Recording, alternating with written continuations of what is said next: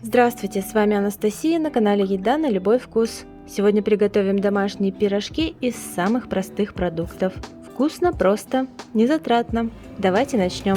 Сразу проверьте свою подписку на наш канал, жмите на колокольчик, выбрав все уведомления. Только в этом случае вы не пропустите новые видео. Ставим сначала отваривать до готовности 700 граммов картофеля без добавления соли. И когда картофель будет почти готов, можно обжаривать луковицу в небольшом количестве масла. Луковицу нарезаем мелкими кубиками. К обычному луку я добавляю еще немного лук-порей. Обжариваем до золотистого цвета. Берем 600 граммов картофеля, из него делаем пюре. Добавляем обжаренный лук, соль и перец по вкусу. Чтобы начинка в остывших пирожках была после остывания вкусной и мягкой, с картофеля не сливайте всю воду, оставьте чуть-чуть. И все, начинка готова. Накроем и пусть ждет своего часа.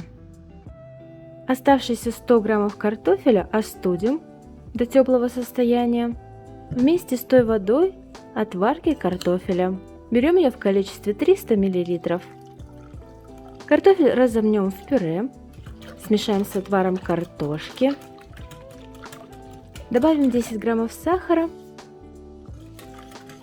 80 граммов муки. Смешиваем ингредиенты и поверх высыпаем 7 граммов сухих дрожжей. Даем им также разойтись. Накрываем на 20 минут. Дрожжи начнут пениться и появятся пузырьки.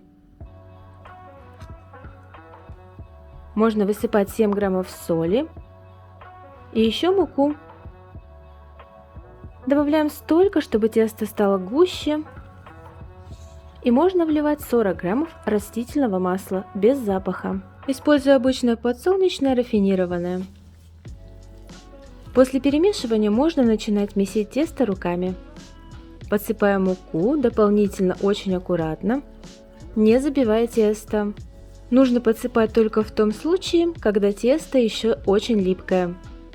Лучше добавлять, конечно, порциями, так и проще будет его месить. И вот оно готово.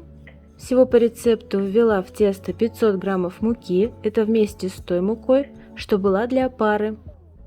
Тесто слегка совсем липнет, мягкое, при этом хорошо вымешанное. Ставим в этой же миске в теплое место на 1 час. За это время тесто поднимется минимум вдвое.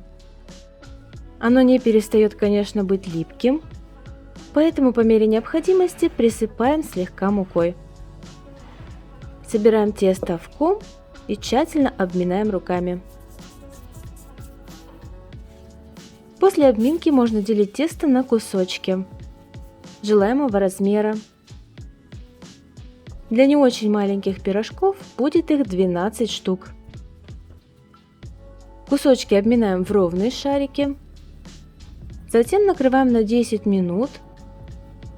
Это нужно для того, чтобы шарики теста поднялись вновь и стали более податливыми, легче раскатывались. И теперь смело можно лепить пирожки. Смотрите, благодаря тому, что кусочек теста собран в ровный круглый шарик, раскатать его просто.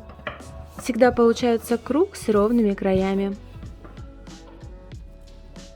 В центр этого круга кладем начинку, которая еле теплая, и лепим пирожок желаемой формы. Красиво, когда они треугольные. И делаются пирожки очень просто. Шов пирожка обязательно будет снизу. Если любите пирожки с большим количеством теста, то просто раскатывайте тесто толще. Готовые пирожки раскладываем на противень на расстоянии друг от друга.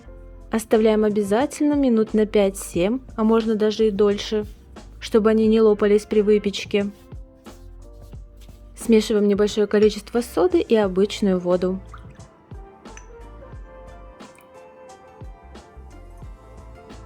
После расстойки аккуратно смазываем пирожки содовой водой. Она придаст цвет. Не переживайте, вкуса ее совсем не почувствуете даже. Зато выпечка будет красивая. Выпекаем пирожки около 30 минут в заранее разогретой духовке, температура 190 градусов. Если, конечно, пирожки меньшего размера, то времени уходит меньше на саму выпечку. И вот почти все готово. Смазываем для блеска горячие пирожки растительным маслом. Они еще станут мягче.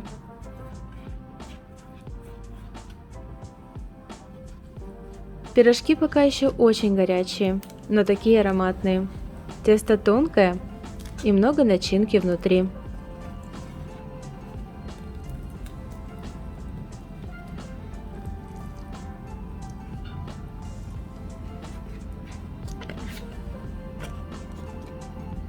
А это уже после полного остывания. Остаются такие же мягкие с нежной начинкой. Готовьте с удовольствием, ставьте нравится, делитесь рецептом с друзьями. Жду ваши комментарии. Это все лучшая благодарность от вас. Прощаюсь ненадолго, до нового видео. Оно скоро. Пока.